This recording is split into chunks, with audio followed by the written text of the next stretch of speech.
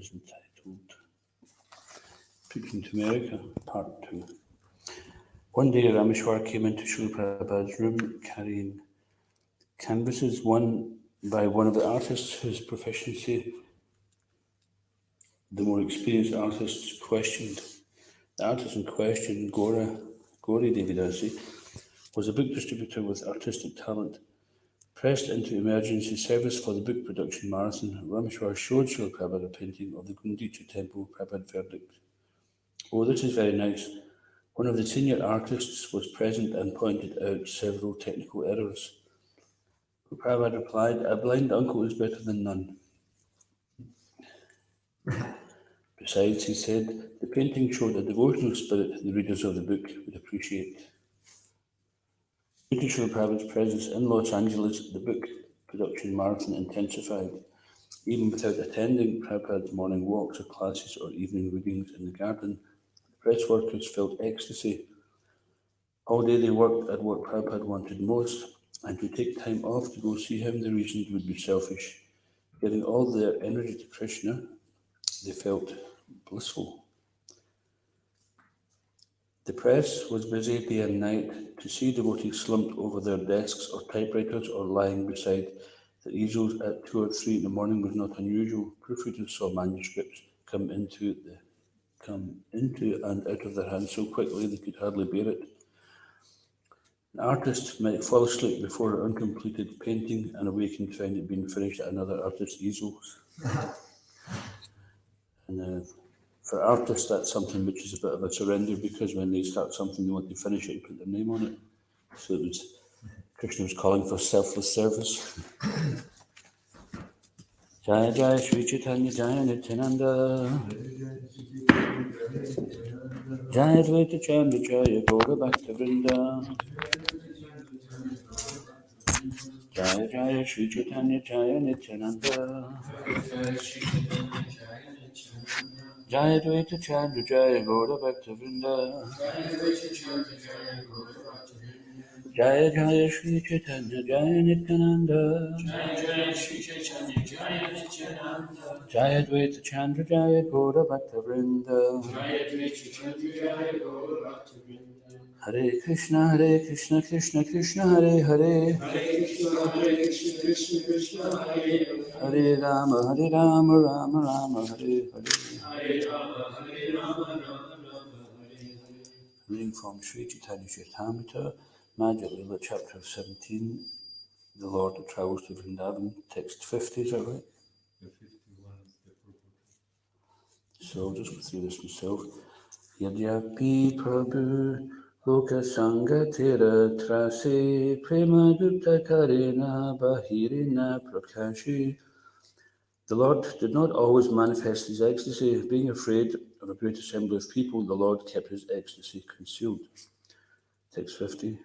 Tatapi Tanra Darshana Shravana Prabhave Tatapi Tanra Darshana Shravana Prabhave Tatapi Tanra Darshana Shravana Prabhave Sakala Sakala Desera Desera Loka Haila Vaishnavi Sakala Dasera Loka Haila Vaishnavi Sakala Desera Loka Vaishnavi Tatapa Tanra Darshana Shravana Prabhave Tatapi Tanra Darshana Shravana Prabhave Sakala Deshera Loka Haila Vaishnavi Sakala Desera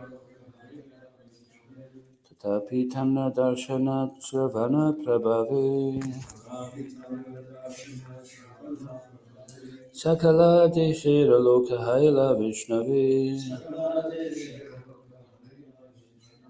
Tatapi Tanra Darshana Shravana Prabhave Tatapi Tanra Darshana Shravana Prabhave Sakala Desera Loka Haila Vaishnavi. Sakala Desera Chant. Tatapi Tanra Darshana Shravana Prabhave Tatapi Tanra Darshana Shravana Prabhave Sakala Desera Loka Hela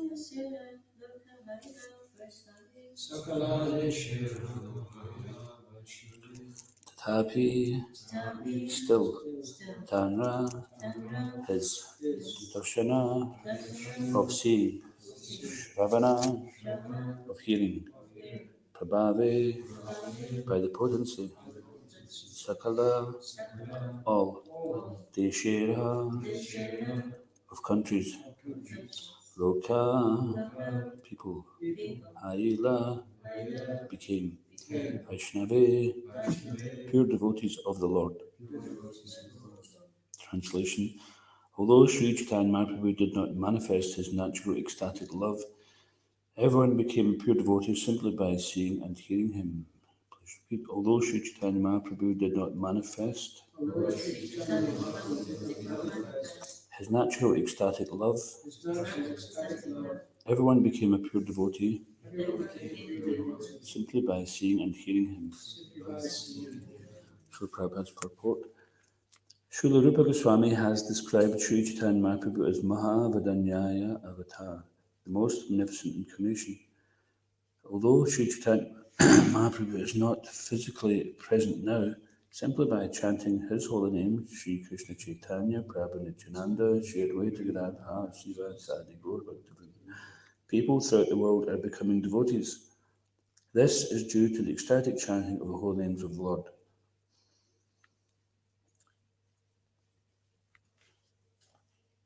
It is said that a pure devotee can see the Lord at every moment, and because of this, he is empowered by the Lord. This is confirmed in Brahma Samhita 538. Premanjana Churita Bhakti Vilochanena Santa Sadaiva Hridayeshu Vilokayanti. Sri Chaitanya Mahaprabhu appeared 500 years ago, but it cannot be said that now the potency of the Hare Krishna Mahamantra is less than it was in his presence. By hearing Sri Chaitanya Mahaprabhu through the Parampara system, one can be purified. Therefore, in this verse it is said, Tatapi Tandra Darshana Shravana Prabhavi. It is not that everyone is able to see Krishna or Sri Krishna Chaitanya Mahaprabhu physically, but if one hears about him through books like Sri Chaitanya Charitamrita and through the Parampara system of pure Vaishnavas, there is no difficulty in becoming a pure Vaishnava, free from mundane desires and personal motivations. Om Agyanatimarantasya Gyananjana Slakaya Chakshurmulkam Nina Tasmai Shri Gurave Namaha Tam Karoti Vachuram Pangam Lagati Grim Yasripatamam Bande Shri Guru Jantarnam Jai Shri Krishna Chaitanya Prabhu Nityananda Shri Advaita Gadadhar Shri Vasari Gaur Bhaktivinoda Hare Krishna Krishna Krishna Hare Hare Hare Rama Rama Rama Hare Hare.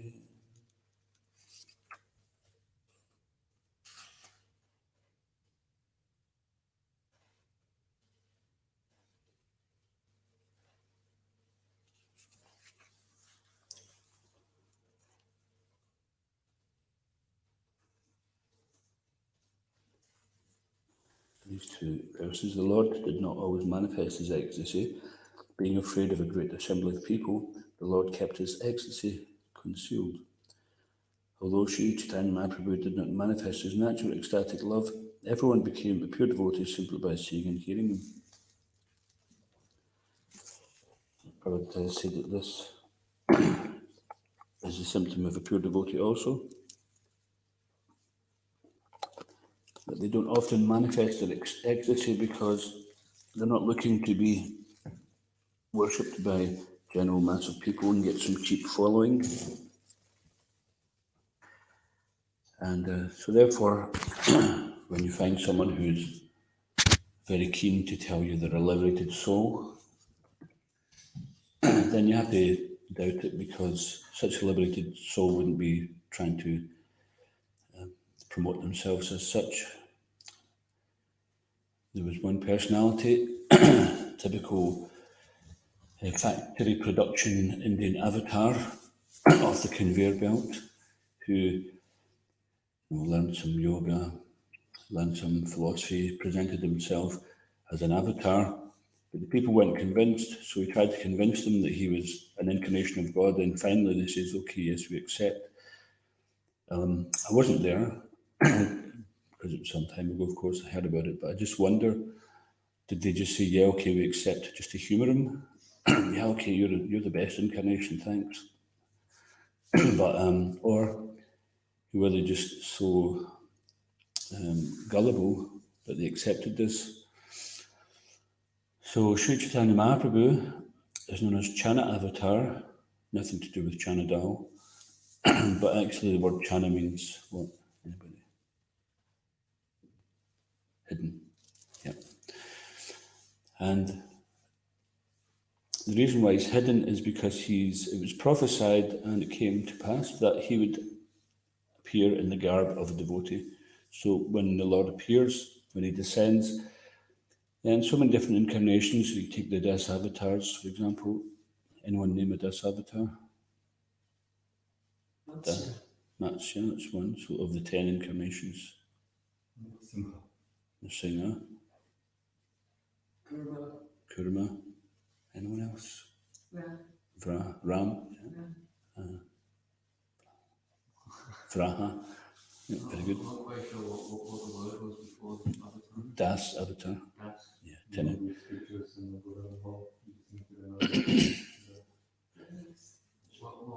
So these are 10 specific scheduled incarnations, and when he comes in those Das avatars, then he performs amazing pastimes, and we can see that these are the pastimes of not an ordinary person, not even a mystic yogi. Only the Supreme Lord can do that, so he displays his supremacy. So many different, and then Leela avatars, he also shows wonderful pastimes where it might not be a scheduled dance avatar, but if he decides he wants to show some Leela.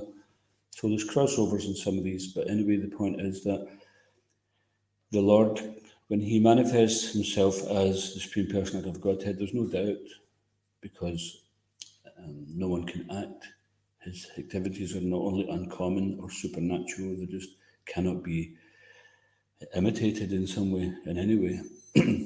But Lord Chaitanya, he understood that in Kali Yuga, our memories are very short, our stock of piety is very short, our tempers are short, we are short of a lot of good luck, unfortunate, etc. So there's certain disqualifications there. So he decided, I will come personally to show them the Yuga Dharma, which is simply just chanting Hare Krishna Mahamantra, Hare Krishna, Krishna Krishna, Hare Hare, Hare Rama, Rama Rama, Hare Hare. That's all we're asking you to do. And follow some rules which will help that to become more convenient, and that will make it more feasible for you to chant purely. So when we're chanting, there are certain stumbling blocks and distractions. So in order to remove these stumbling blocks and distractions, there are certain rules and regulations. But the focus is not on the rules and regulations. The focus is on learning to chant purely. So there's 3 stages of chanting. Can anyone name the first stage? First stage is known as offensive chanting. And then the next stage is known as clearing stage. And then finally, what we're clearing? Clearing of anarthas and offences, attachments, things like that. So, and then once we've cleared, then what's left? Pure stage. That's right, Shuddhanam. So therefore, Rupa Goswami, he says in the Nectar of Instruction that we have to be patient, which means we have to be forbearing, going through the clearing stage, not that we go from the offensive stage and then within a week or two we're on the pure stage. Unless we were at that stage before in a previous life, then it won't come overnight. But so we have to perform self-realization, some introspection, and as Krishna says in Bhagavad Gita, we have to keep all abominable activities far distant by devotional service. So by engaging in devotional service, we engage our senses, we engage our mind in the Lord's service, which purifies our senses and mind. And then this helps us to chant better. If our mind is too cluttered up with so much nonsense, then it'll be hard to focus on the holy name. So, and we're in the Western world particularly, but actually all over nowadays, then the modes of passion and ignorance are very prominent.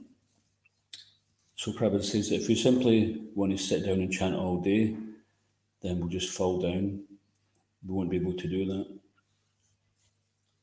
And plus, we have a duty to satisfy the spiritual master by spreading Krishna consciousness.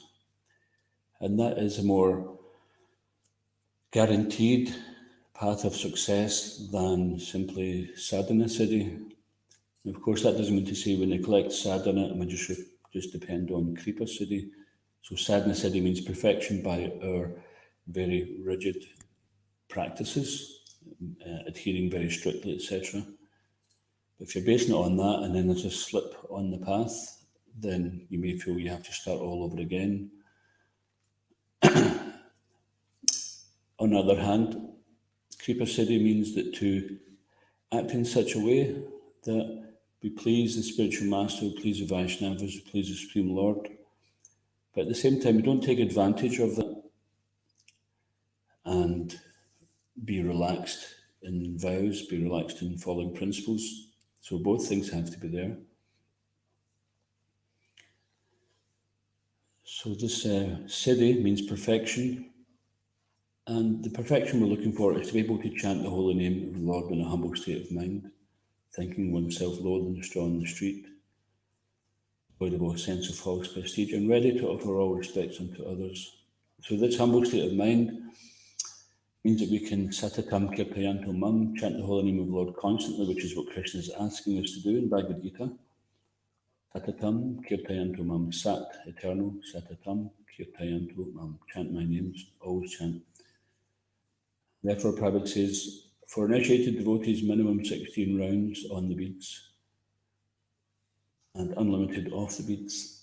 So it's not that we chant 16 rounds, and when we chanted that last mantra, it's like, thank goodness that's over. I don't have to see that for another 24 hours, or 22, because you just finished. It usually takes 2 hours to chant. So it's not like that. And the cure for offensive chanting is to continue to chant. Practice makes perfect. So just like we had one friend who was beginning Krishna consciousness and he was chanting, actually took up chanting 16 rounds a day. And then one week I seen him and he said he'd given up chanting because he felt his chanting was offensive, so he better not commit offences. But we have to go through that stage. Not that we deliberately make offences, but to become aware that the offences are there, we have to continue to chant and see what they are and how to avoid them. And thankfully they've been listed for us, the 10 offences against the holy name. We don't have to try to figure them out ourselves. It's already there for us. Everything's already been laid out for us. And to understand, when we recite these names, these 10 offences, in order to become aware of them. So in the temple, and I recommend also at home, before you start your japa, whether you're in the temple room itself or not, or in your home, wherever you are, if you recite these 10 offences, then it helps you to become more aware of what they are so you can avoid them. So just like if you're in a war and it's pitch black and you can't see the enemy, you can't even identify the enemy, and they're being very stealthy, then it's going to be much more difficult to overtake the enemy. So typically, like back in First and Second World Wars, they would use flares, which would be, it's not like some kind of 60s fashionable trousers, but they would have these kind of rockets which would go up into the sky and then it would explode and it would give a lot of light and then people would see where the enemy was. So this, the fact that these 10 apprentices have been highlighted shows us, okay, let's look at this and then we can see what the enemy is. And we think about it throughout the day, how is it affecting us in our day-to-day life? Because it's not that at Japa time, we should give complete attention to the holy name during Japa time. This is between you and Krishna, nothing else should come in between. This is actually urgent, not that we just decide that it's urgent and just we allow ourselves to become distracted because all the offences which are there, they are basically stemming from inattentiveness. If we're inattentive, so it's just like we invite a dignitary here, so we invite some very important personality, a celebrity or some politician, something like that. So we invite them here and they arrive and we just ignore them. And it's like, they'd be thinking, oh, this is very offensive, and then we say, and I was, sorry, I was a bit busy there. I was just being a bit distracted, tying my shoelaces, and I was eating prasadam and had some laundry to do. And come back next week. If you come back tomorrow, same time. And then so they think, okay, this person seems sincere. Let me show up again. And then they show up again. And you say, yeah, just go and sit there just now. I've got a few things to do. I've got a few things to think about. I just want to let my mind wander around, and but you just sit there and if you want some prasadam, that's prasad all there. How many days would they turn up? But Krishna, his compassion is fathomless, but we shouldn't take advantage of that. Jaipatak Maharaj said that Lord Chaitanya is the most merciful incarnation. It doesn't mean he's stupid. We shouldn't take advantage of that unlimited mercy. It's not like, well, Lord Chaitanya is merciful. We can just offend him unlimitedly by ignoring him. And he's Krishna directly. So when we talk about Lord Chaitanya, we talk about Krishna. And so we're all like that, we're not 100% attentive all the time, so I'm not laying a guilt trip on anyone because we can all be guilty of that, but the point is to improve on being more attentive. And that can manifest, and it can manifest in our, or it will manifest in our japa when we are attentive to our daily relations with devotees, to our attitude towards service, and just taking the opportunity to hear about Krishna. If you've got some spare time, get a book out and start reading it, even if it's just like one sentence.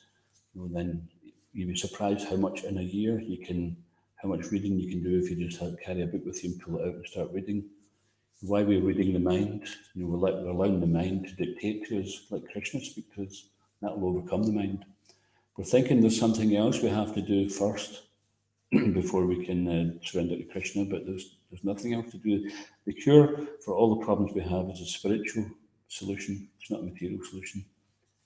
Material adjustments might help, but because the material energy is endless and mutable, then there'll be no end to the adjustments which Maya will offer to us to distract us from Krishna.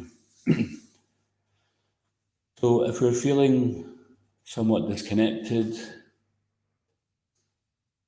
then just get connected, read, chant more.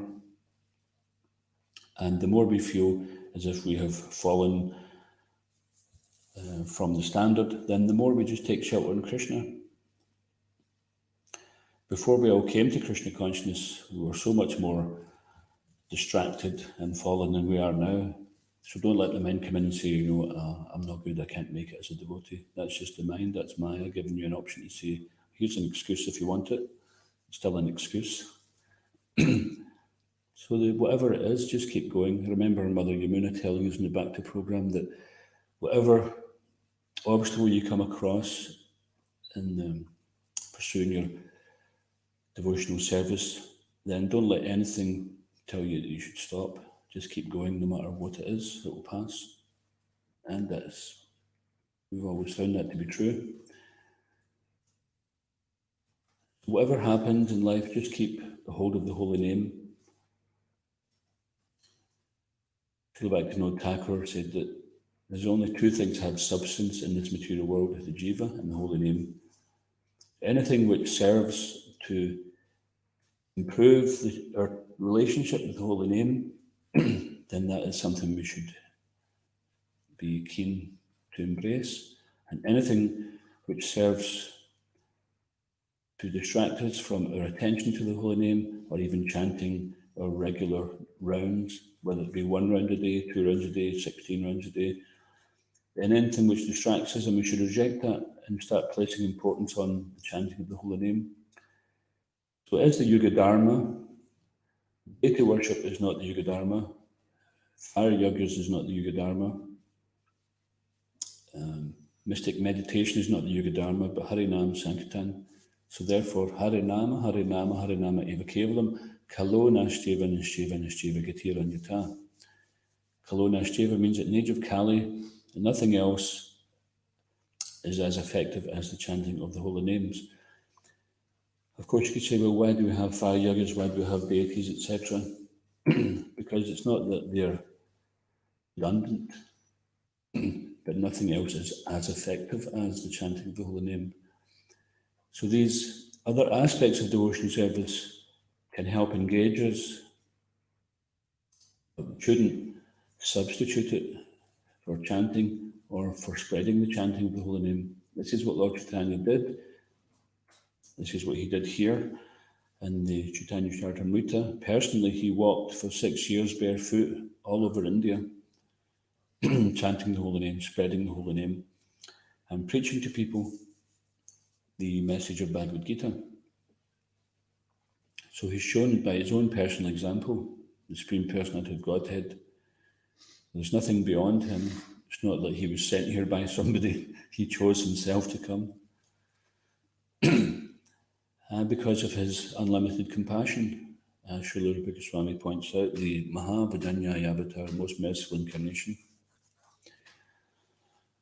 So to attract the mercy of Lord Chaitanya, we simply have to chant Hare Krishna and develop our chanting of the holy names and encourage others to take up the chanting. And a simple way to do that is just to say to people, you've tried so many things in life. You tried shopping, you tried fast cars, you tried women, you tried men, you tried drugs, you tried drink, you tried food, you tried this. Why don't you just try chanting? It doesn't even cost you anything. I used to do door to door with a devotee friend Yati, and we had a lot of chant Be Happies. And this is how we would sell it. People would say, okay, this book here, nice interviews with George Harrison, and some nice, it's about mantra meditation. And you've tried so many things to be happy in life, and you're having to work all week to get money to get these things. And then you have a very limited time to enjoy them, even if it does bring you some short-term happiness. Then most of your time is spent just having to earn the money so you can maintain this lifestyle. Whereas if we become a chanter of the Hare Krishna mantra, then we find we don't need these things. We don't need as much. So people get into minimalism, but the only real minimalist can be someone who's actually detached from material enjoyment. And then we can be minimalistic. Of course, it's a good thing that people are minimalistic in the sense that they place higher values than just things. Sometimes they place values on people or experiences more than things, but still it relates to the material world, and it's not necessarily cultivating the real inner need, which is to be linked back to yoga through essentially the chanting. And before we chant the Hare Krishna Mahamantra, then Srila Prabhupada is strongly recommending that we chant the Panchatattva Mahamantra, Sri Krishna Chaitanya, Prabhu Nityananda, Sri Advaita Gadadhar, Srivas, Adi Gaura Bhaktivinoda. And the reason for that is that by chanting this, because Lord Chaitanya, he only sees the good, he doesn't take any offense, then by chanting that we get purified of any offenses there, so we can qualify we can be qualified to chant the Hare Krishna Mahamantra. I remember back in 1983, Shiva Maharaj gave a class in Chaitanya College, and he was reading Chaitanya Charitamrita, and there's one purport where Srila Prabhupada mentions the Panchatattva mantra 3 times and the Hare Krishna mantra 3 times.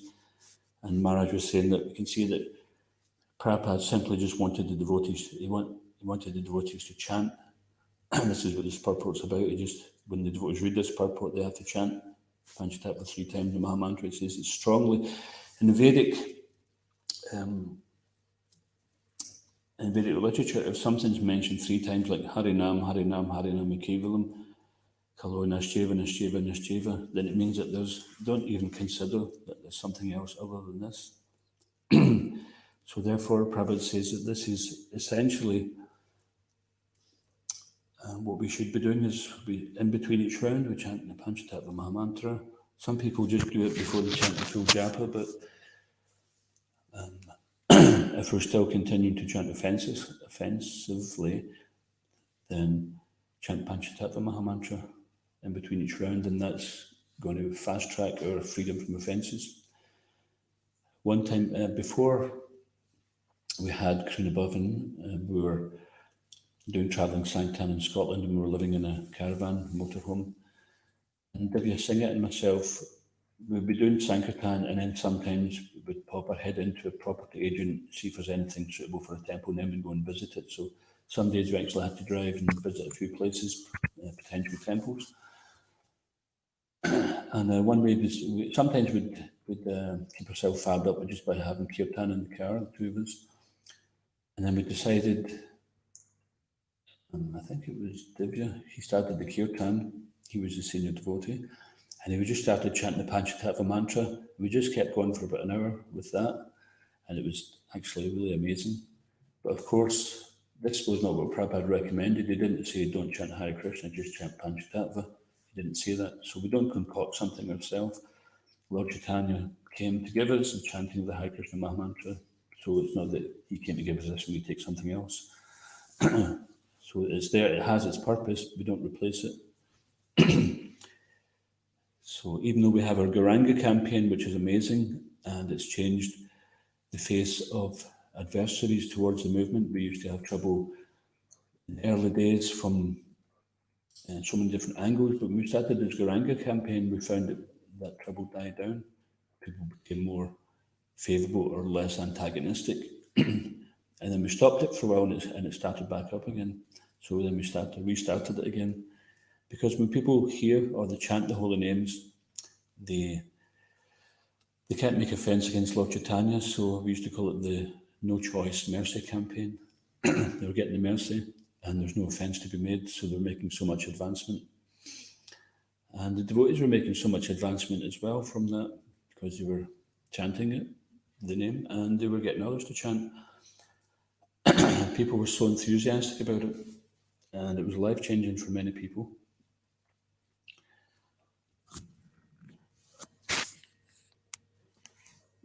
So one point is that although Lord Chaitanya is not physically present now, so just as Krishna is present in his holy name, the Lord Chaitanya is also present in his holy name. When we speak about him, when we discuss him, when we chant his holy name, then he's there. Therefore, sometimes when we're having kirtan programs with members of the public, then we introduce the chanting of Nitai Gauranga so that they get that purification before we get them to chant Hare Krishna, because it's maybe not so easy for them to chant full Panchatattva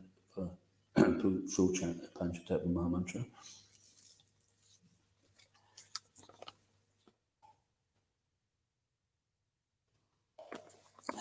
And we want that when people chant the Mahamantra, then they get the best benefit of it.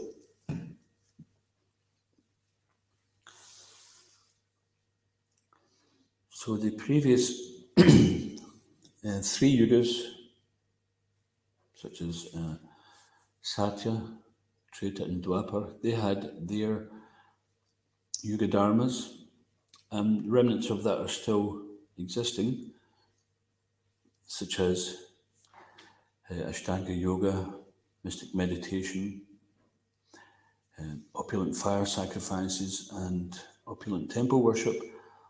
But how it was recommended then as a Yuga Dharma, we can't do that now. Like Prabhupada said, if you want to do worship of Ganapati or Ganesh, then it would require, I think it was something like this was like 40 years ago, it would require like $1 million monthly to do it properly. He said if anyone can provide that, then they can actually do worship of Ganesh. Otherwise, it's not as it's recommended. Similarly, as the temple worship back in the day, they had extremely opulent temples, and some of these temples are still standing thousands of years later. Whereas here in Scotland, we have a converted barn where animals used to live in. This is our temple with a leaky roof and a misshapen roof. But so what's really important is the atmosphere. At one time, we had the local councillor and the planning officers were here before we built Garango Hall. They came to look around the place. And when they came into the temple, one of the ladies said, "Oh, that's a very nice atmosphere in here." And I didn't say, "Oh, yeah, it's because the deities are there in front of you and because we chant Hare Krishna." I just said, "Oh, it's all the meditation that the volunteers do, that the devotees do here." And she commented a couple of times, "Yeah, it's a really nice atmosphere." So someone's a little subtle, they can even pick that up. So by the chanting of the holy name, then the devotees actually purify the atmosphere.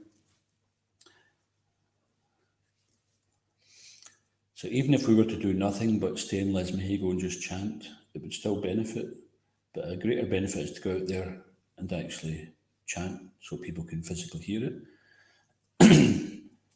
And as Prabhupada said, the Brihat Mridanga is also even more beneficial because these books can go so many different places. If they hear the chanting, they might hear it once on a Saturday afternoon when they're doing their shopping, then go back and say, "Oh, we've seen the Hare Krishnas in town today, it was fun," or whatever. I know I joined in the dancing with them, and that's amazing. Some people do that. It can be, they don't know that they've started their devotional service, they don't know what they're getting into, but they're connecting. When the holy name is there, then they're awakened. And if they're somewhat pious and innocent, then they'll be attracted. And if they're inimical, then sometimes they'll try to create some trouble. So the holy name is just like polarizes. And the Brihat Mridanga is as Prabhupada says, you can hear Mridanga for 1 or 2 blocks, but when you take the books out and distribute them, then they go everywhere. When we did our first year of Every Town and Village in Scotland, Javet and I went to Stornoway and the Western Isles, 1988. And when I was doing a place called, it was Barvis, it looks like Barabbas, but they call it Barvis. And I got invited into this house by this mother and her daughter, and they were very hospitable. They gave me a drink of water, gave me a seat, and I thought, "Oh, this is really Vedic. It's so pious." Because some of the people weren't so favourable, they were quite horrible towards us, and some of the people were very nice. It was quite polarised split. And she said, "Oh, what's it all about then? What are you doing?" And we sat and told them. And they said, "Oh, I think I might have something of interest to you." So she went upstairs, came down with the sense of self-realisation. She said, "Oh, somebody brought this in from the mainland some years ago." Or no, what was it? It was in here. It was in the house when they moved in. That's what it was. She said, "But I haven't read it. Maybe you'd like to take it back." So I tried to convince them to keep it, but they said, "No, we wouldn't. We've got our own religion, but thanks anyway." So I took that book. The next day I sold it to some hotel owner. So who knows how many people have read that book? Who knows if someone's became a devotee from it? And that's just one book. And that continues to preach. Prabhupada's preaching to so many people. So just as Prabhupada might not be physically present to go and preach to each individual, by distributing books, then he's present in his books. And just as that, Lord Chaitanya also is present in the chanting of his holy names and the hearing and recitation of his pastimes. So sometimes we think, "Oh, it must have been amazing being back in West Bengal back in the day when Lord Chaitanya was having tumultuous kirtans and there was hundreds of devotees." But that's that time, it doesn't separate us. It's not a historical thing. The Lord's present in His holy name. He's present in the discussions that devotees have about Him. So the more we speak like this, and the less Prajalpa we speak, Prajalpa is nonsense talk, or inconsequential talk is the more polite way of putting it, which means it comes to nothing. Gramya Kata. Gram means village. And village talk is just like small talk.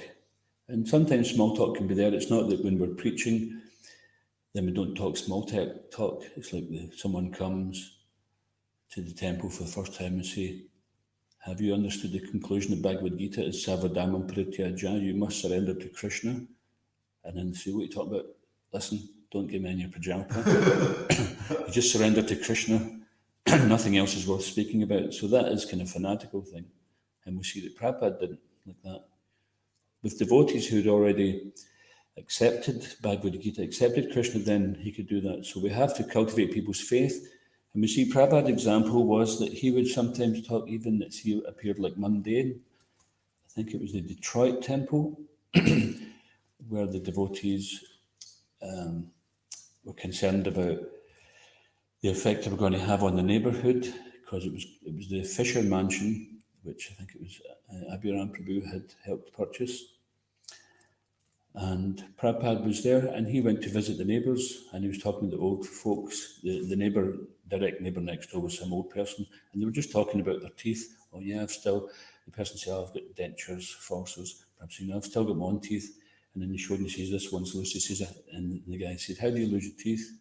Not Prabhupada says to him, yeah, how come you've got dentures? He says, oh, I like sweets too much. He says, I also like sweets. And he was so Prabhupada was just being, he didn't go and say, look, by the way, we're propagating the Yuga Dharma, and so I hope you can just tolerate it, otherwise you're offensive. He didn't speak like that to them, so that example was there. Everything that Prabhupada did was an example for us to follow. We have to try to see the Desha Kalapatra. It's not necessarily simply that we take a blueprint of what Prabhupada said and did in the 60s and say, okay, 50 years later we have to do the exact same thing. If we want to do the exact same thing, that means understanding the Desha Kalapatra that Prabhupada applied then and applying the same thing now. So Desha Kalapatra means detail may change, but the principle is not compromised.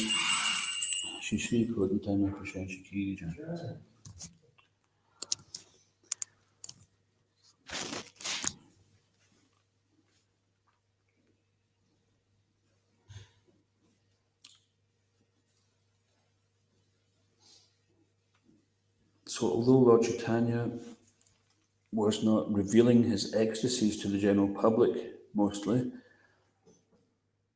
then the effect of it was that he was making many devotees. So in our temple prayer, we pray to the Lord that we can become better devotees and that we can also encourage other people to become devotees. So in order to do that, then we're required to be pure. So Prabhupada said there's two things that are essential for preaching. Does anyone remember one of them at least? Purity, yeah. And something we must know.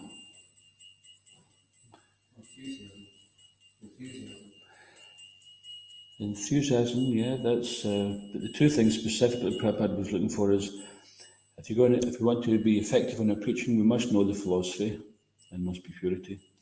If you only have one of those, then it might not be effective, because if you know the philosophy but you don't follow it, then what kind of potency will be there? And if we're pure but we don't know the philosophy, then how are we going to convince people? If we don't know what the arguments are, if we don't know what their philosophy is and where the shortcomings are in their philosophy. So these are the two important things. So this is the purpose of our study. Not simply we're studying so we don't have to do something else, or we're studying just so because we like reading, and we like nice stories or something like that. We're studying so that we can understand better for ourselves, and the purpose of our understanding better is so we can convey that understanding to other people.